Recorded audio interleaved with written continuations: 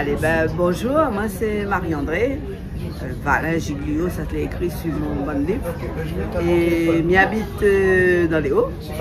Et maintenant que je suis un petit peu à la retraite, on a l'occasion de faire sortir tout ce que je ai écrit on a longtemps, parce qu'on connaît, un tas de monde y écrit beaucoup, mais il n'a pas toujours le temps, ni les moyens aussi de publier. Alors moi, je commence par la poésie. De tout temps, je toujours écrit la poésie, entre autres. Maintenant, 4-5 recueils, mais entre autres, maintenant, cette là. Notre monde quand il tourne, c'est un peu le principe de décrire des situations de la vie en général, des situations de la vie, comment nous toutes les dedans et comment nous sommes nous là-dedans, façon aussi de dire les mots, de faire que les mots aient un sens un peu double, souvent même. Voilà, ça c'est pour le premier. Ça c'est la poésie, après c'est les romans maintenant. Voilà, maintenant celui-là, je considère que c'est un récit. Un récit, si Dieu m'était compté. Bon, il ne faut pas croire, il y a un peu de monde, ils pensent que ça parle que du bon Dieu dedans. Non, c'est une histoire, là, c'est passé en Afrique. Et il faudrait le résumer un petit peu. C'est l'histoire de deux enfants, deux jeunes Africains. Un est sur fauteuil roulant, l'autre est dans la rue, enfant de la rue, et les deux, c'est une rencontre. Et de cette rencontre-là, il naît un miracle. Madame Inès, ça se découvrir c'est quoi. Après le dernier, ils viennent publier, il est en publication aujourd'hui. Il s'appelle Les pavés du chemin. Et lui, ce livre-là, c'est un petit peu un retour en arrière. Le livre l'histoire se passe entre 1936 et 1950. Comme cadre, donc il y en a la Première Guerre mondiale qu'elle est racontée par quelqu'un qui l'a vécu en métropole là-bas.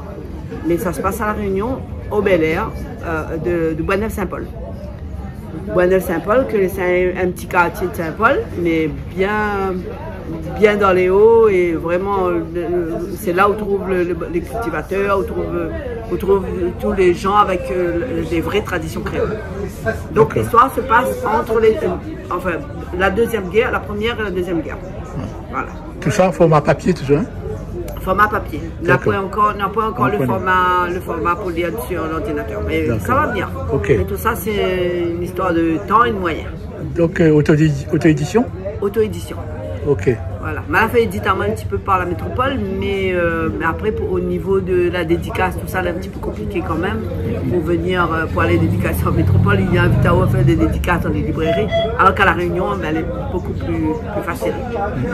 Donc, plutôt le livre, ça? Le livre, dessus mon site, et puis moi, il vient dans les salons et tout ça, mais je n'est pas en librairie, pas encore, parce que c'est aussi pareil, c'est un travail de communication qu'il faut faire. Et puis si Nana Nouni connaît bien faire ça, on est d'accord pour prendre des conseils et pour faire d'abord par ça qu'il connaît, parce qu'il ne peut pas tout connaître. Mais donne un numéro alors? Alors mon numéro de téléphone c'est 06 92 29 78 44. Ou sinon, on a un mail aussi. Alors, Magbelair, MAGBELAIR 974 @gmail.com. Là, un petit mail et puis m'y répondre à ça tout de suite. Ok, merci. Voilà, merci. Bonjour, Nicolas Bertani, je vous présente mon dernier livre, le troisième roman de la saga Tom Castle, qui s'appelle Le réseau des magistrats. Alors la saga Tom Castle, de quoi ça parle, ce livre en particulier? Ce sont des romans d'action qui reprennent le code de romans d'espionnage, romans d'anticipation. On se trouve en 2033, donc vraiment après-demain, dans notre société telle qu'elle est. Et l'IA qui s'est réveillée dans nos téléphones, dans nos ordinateurs, prend un peu de place. Donc on navigue avec les héros. Donc là, un couple, Tom et Donna, qui vont chercher leur neveu qui a été kidnappé dans cet environnement, cette société où on voit des guerres hybrides, comme en Ukraine, où on voit peut-être des masses qui suivent des téléphones, la vie des algorithmes. Voilà, on voit un peu ce qui se passe, comment notre société peut changer. Il y a des bons côtés et il y a des moins bons côtés. Donc l'idée du roman, c'est de s'amuser. On se divertit, c'est drôle, il y a beaucoup de rebondissements et de suspense, mais en même temps, quand on ferme certains chapitres, on réfléchit à notre société, à comment on accueille ces technologies, à la place qu'on leur donne, est-ce qu'on leur en donne pas un peu trop? Voilà, donc l'idée c'est ça, c'est un roman qu'on peut lire dès 15 ans, 14-15 ans, jusqu'à 77 ou plus. Voilà, c'est grand public, on va dire. Les éditions? Édition du Chat Bleu, donc édition réunionnaise à Sainte-Marie. 18 €, vous le trouvez partout, chez tous les libraires, à la FNAC, l'espace culturel, et au salon jusqu'à demain, au salon de Livre Pays. Si Format vous voulez. papier, format numérique? Format papier et format numérique. Voilà. D'accord. Absolument. Bonjour, je m'appelle Fabrice de Balizy, je suis auteur pour les éditions du Chat Bleu, petite maison d'édition à Sainte-Marie, à la Ramine des Chères. Je vous présente mon dernier livre, il s'appelle Les deux enveloppes. C'est un roman d'aventure qui se passe au Chili, l'histoire d'un grand-père qui va emmener ses petits-enfants alors qu'il est exilé en France depuis 40 ans. Ils retournent au Chili et là ils vont découvrir qui est leur grand-père. On replonge sur le Chili des années 70, de Salvador Allende, Pablo Neruda, la dictature de Pinochet. Et ce voyage va bouleverser leur existence. Le thème, c'est l'amour transgénérationnel. On croit tous connaître l'histoire de nos parents, de nos enfants. On en découvre malheureusement que ce que l'on peut en avoir. Et ça nous bouleverse tous, qu'on soit chilien, qu'on soit métro, qu'on soit créole. On a tous des secrets de famille. Bienvenue dans cette aventure. Lisez ce bouquin, ça va vous transporter. Donc c'est format papier, format numérique? Format papier, voilà, que vous pouvez trouver dans les librairies et auprès des éditions du Chat Bleu qui sont à Sainte-Marie. Un livre réunionnais. Voilà, merci beaucoup. Le deuxième tome de Thibouchon, on retrouve le même personnage avec les mêmes aventures, mais un petit personnage qui se laisse pas faire, qui est à la fois très généreux et très surprenant parce que lorsqu'un problème se pose, lorsqu'une nouvelle rencontre se fait, il a toujours une solution inédite et amusante pour résoudre ce problème. On est toujours à La Réunion. Et avec Thibouchon, on va découvrir et le marché de Saint-Pierre, et les hauts de la Réunion, et des nouveaux personnages, un caméléon en difficulté, une zourite au bord de la mer. On va partir aussi à l'ouest, on va partir à l'est, on va visiter la Réunion, et à chaque fois, on a une pléiade de nouvelles aventures amusantes. Voilà. Les éditions Orphi. Alors voici Feeling Good, c'est ma toute première romance, c'est une romance érotique et en même temps c'est une chick lit. Donc il y a beaucoup d'humour aussi, c'est une romance assez féministe, engagée, toute légère, qui se lit pour rigoler, passer un bon moment. Et elle existe en poche, en grand format, en numérique et en audiobook. Je m'appelle Gilles Gauvin, nous sommes au salon du livre Athéna 2025 avec mon camarade dessinateur David Dervillers. Donc nous avons publié ensemble et puis avec 4 autres dessinateurs et un autre scénariste, un ouvrage qui s'appelle 5 Réunionnais, 5 destins, qui permet de traverser l'histoire de la Réunion à travers le destin de 5 femmes. 5 femmes pour la période avant 1946 et 5 femmes pour la période contemporaine après 1946. C'est en format papier seulement? Oui, ce livre est en format papier, comme un bon vieux livre qui permet d'avoir des pages à tourner. Pas de QR code, rien? Alors, il n'y a pas de renvoi de QR code. Par contre, pour chacun des personnages, chacune des aventures, dans le cahier historique, on a intégré 3 ouvrages que l'on peut trouver pour aller plus loin sur l'histoire et 2 liens internet. Donc il n'y a pas le QR code, mais on a mis l'adresse où on peut retrouver une petite vidéo sur internet pour en savoir. Bonjour, je m'appelle Christine Lebon, je suis présente sur le salon Athéna aujourd'hui.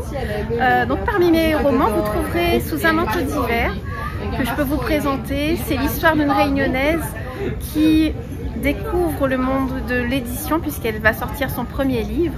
Et c'est une romance, c'est une lecture assez douce. Mais je tenais à parler dans ce livre du handicap et notamment du handicap invisible puisque je suis atteinte d'une maladie, la spondylarthrite ankylosante. Et dans ce livre-là, on va voir comment on peut vivre cette maladie et en même temps réaliser ses rêves, comme écrire des livres par exemple. Voilà. Ça vous dit de lire un petit passage? Oui, bien sûr.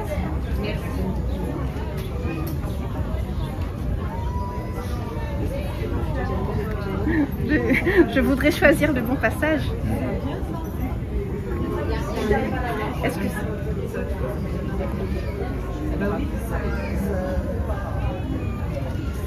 c'était une sensation étrange pour Laurent. Il avait passé 2 saisons à apprivoiser l'absence de Cyrielle, alors que dans son esprit, elle était partout. Maintenant, il était chez elle, et il éprouvait à la fois une joie immense de la retrouver et une appréhension qui se faisait de plus en plus menaçante, comme un bruit sourd qui se renforçait. S'il parlait, choisirait-il les bons mots? Devait-il revenir sur cette histoire qui les avait éloignés? Ne la blesserait-il pas plus qu'il ne l'avait déjà fait? Merci. Le petit chaperon rose. Il était une fois un village poussant au milieu d'un cirque verdoyant que le Python des Neiges forgea jadis lors d'un jour de grande fureur et que le temps ciselait d'une main d'orfèvre au fil des vents cycloniques, au grain des pluies tropicales et au brin des soleils ardents. Il était une maison avec un toit de tôle verte, entourée d'aubépines blanches et bercée par le chuintement permanent de la ravine d'à côté. Et il était une mère, affaiblie par une insuffisance cardiaque, quasi inerte, vivant des jours et des nuits auprès de ses 2 fils et de leur nénène.